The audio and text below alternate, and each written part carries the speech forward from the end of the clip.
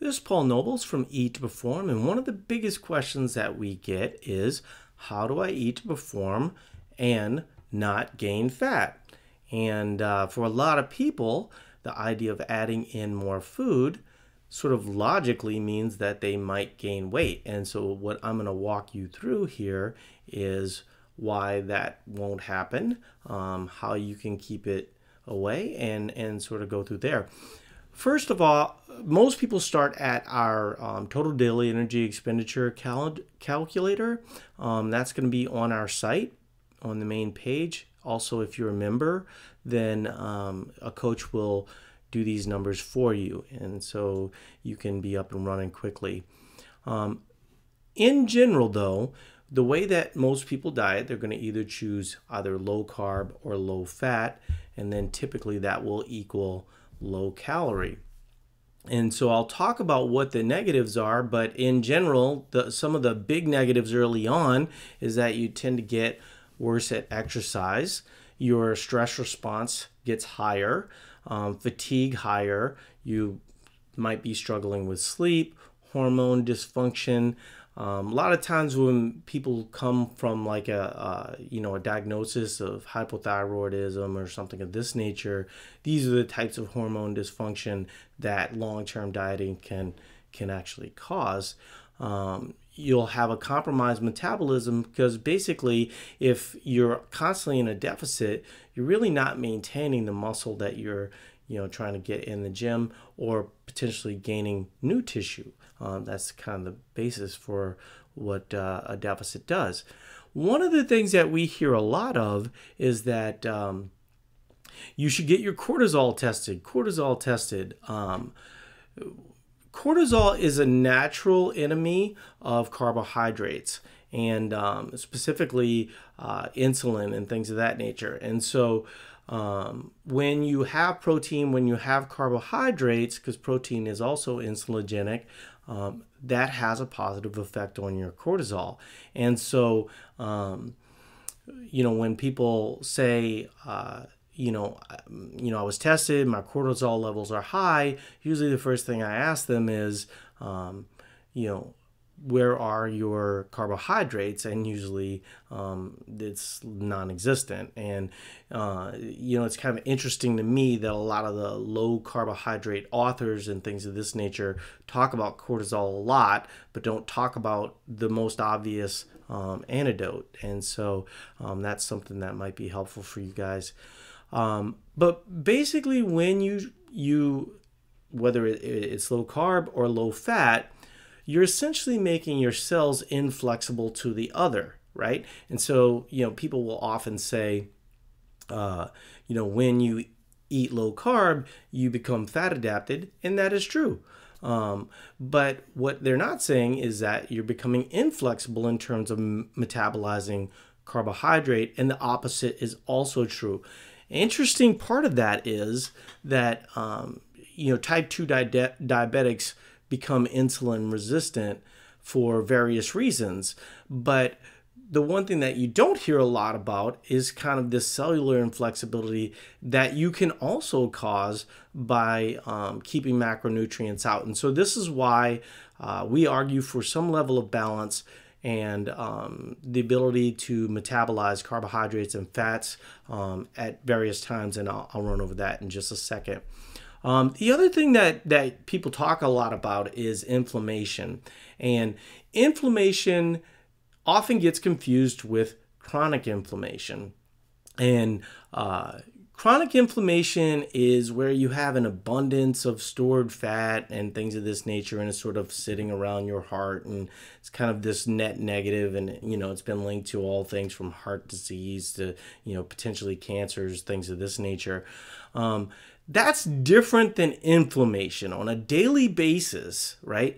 Inflammation is just your bodily processes trying to work through healing you, right? And so when you go to the gym, you do a nice, 2-hour pump style workout, all of a sudden you're going to be dealing with a little inflammation, especially if you have some, let's say, carbohydrate with your workout, because carbohydrates actually have they need fluids to process. So essentially you're going to hold on to a little bit more water and your weight is going to go up. Once again, I'll be addressing that in just a second because that weight is not fat.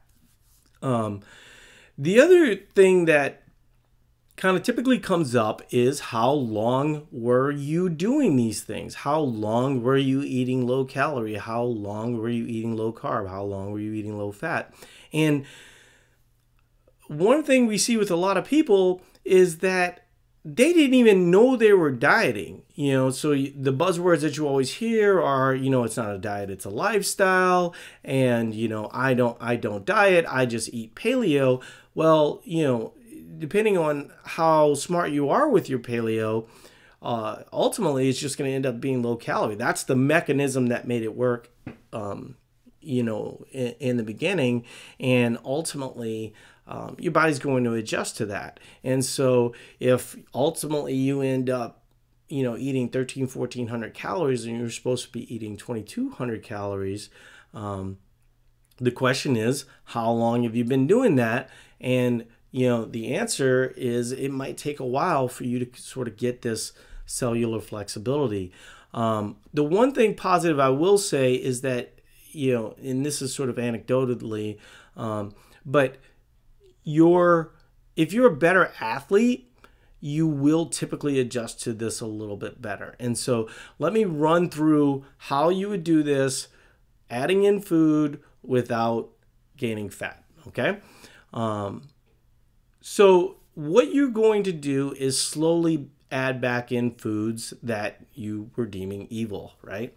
And so when we say add back in foods, we like to be specific about that, and so we say calories. And so as an example, if you were eating 1,400 calories and your total daily energy expenditure is 2,200 calories, we'd probably have you move fairly conservatively somewhere in the range of 50, 100, or 200, kind of depending on where you are on that athletic scale that I talked about a little bit earlier. Some people adjust to it really quickly, others are a little slower, but it is calories. And so you don't want to just go to the total daily energy expenditure calorie calculator and then go from 1,400 to 2,200, because what you're going to be dealing with is a lot of inflammation, and it's going to end up being kind of hard for your body to process. And so what we want to do is sort of adjust to that slowly. In terms of how you want to be able to metabolize fats, in general, you want to be using fats at rest. And one of the great things that Mike T. Nelson, Mike is the author of our book, Metabolic Flexibility, and he's a PhD from the University of Minnesota, professor, all these types of things, right? And so what Mike talks about is that you want to use fats at rest mostly. So on your rest days, you don't want to go zero carbs. You want to have enough carbs to sort of get you through the day, and that varies from person to person. But in general, sedentary people, I would say probably 100 to 150. I would say that for active people, maybe that 150 range, and then for really active people, even on rest days, they'll often still need to eat about 250 grams of carbohydrate.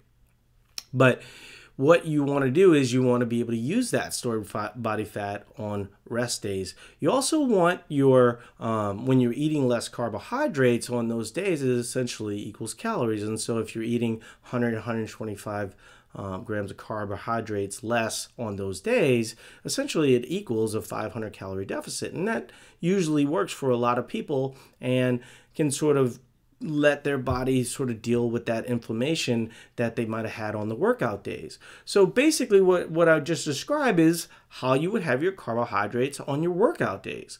When you first start off, okay, and you're slowly adding in those foods like I talked about earlier, what you want to do is add those in post-workout. Your body is better able to handle that when you're inflexible post-workout, and so that's sort of where you start. Then you kind of want to move to having some pre-workout, and if you have longer workouts, maybe intra-workouts. But it's really not the timing of the carbohydrate that's near important as it is just adding those back in and allowing your body to adjust to it, metabolizing carbohydrates again. One of the things that I talked a little bit about earlier is sort of rehydrating your cells.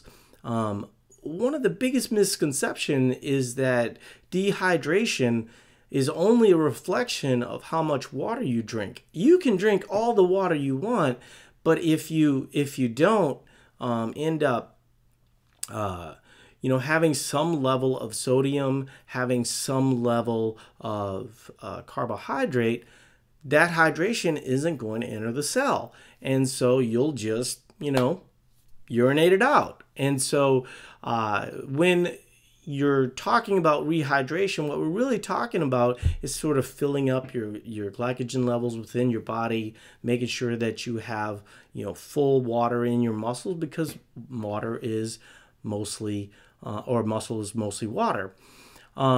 The thing that's really super important, though, and one of the biggest reasons why when you add kind of this water and a better way to process that water into your muscle, that's not going to be fat. On a body fat test, as an example, water shows up as lean mass. And so, if, for instance, you were eating low carbohydrate, maybe your muscles were at about 60% in terms of hydration, this is going to allow it to be a lot closer to 100% as you gradually move and become more flexible. And so a lot of times you'll be looking at a slight weight gain. Normally it's not going to be fat, like I'm saying. The other thing that I would say is that you can look at, I would say 2 to 3 pounds for females, 3 to 5 pounds for males. Okay, that's an average. But if you're getting into the 5 pounds for females or 10 pounds for males and you don't want to gain weight, then basically you probably need to be a little bit more aggressive on the fat side of things. And by aggressive, I mean you just don't load as much carbohydrates and you start to focus on that slowly adding things in. Usually what happens if somebody's gaining 10 pounds, they were kind of starving themselves. They talk to Paul Nobles from Eat to Perform, and all of a sudden, like, the wheels come off and they're kind of doing things that really isn't the way that we teach people to do at Eat to Perform. And that's one of the values of being a member, because we walk you through this process a little bit better. And so I hope that makes sense. You don't want to be at 10 pounds, but you want to allow for some cell hydration. The other thing, once again, this is sort of anecdotal, but if you do have a lot of fat to lose, okay, I know it's a big concern for a lot of people, especially women. We will see a lot of people, once their metabolism starts rolling again, and once they hydrate those muscles, because muscles is the biggest determinant as it relates to your metabolism. That's what RMR, BMR, whenever you see those numbers, those are basically a multiplier off the amount of muscle that you have on your body. And so when you start this process, like I said, anecdotally, if you have a lot of fat to lose, we will often see people actually lose weight. And, if you're in the forums, if you're, people will confirm this over and over again. And that really points to a lot of things. You're basically upregulating your non-exercise activity thermogenesis. You're less fatigued throughout the day, so you're doing more. You're up and around and walking and all this other type of stuff. In the gym, you're doing more. You're feeling better, things of this nature. And so once you start to get those numbers, your calorie numbers higher, once you start to get everything heading in the right direction, often it will lead to a little bit of fat loss or a little bit of weight loss in this instance. And so I hope that's helpful. If anybody has any questions, it's probably better to address those on Facebook. And so you're more than welcome to do that. We disable the comments on YouTube basically because we can't be at a million places all at once. And so I hope that doesn't frustrate people too much. Anyway, thanks for listening, and I hope this was helpful.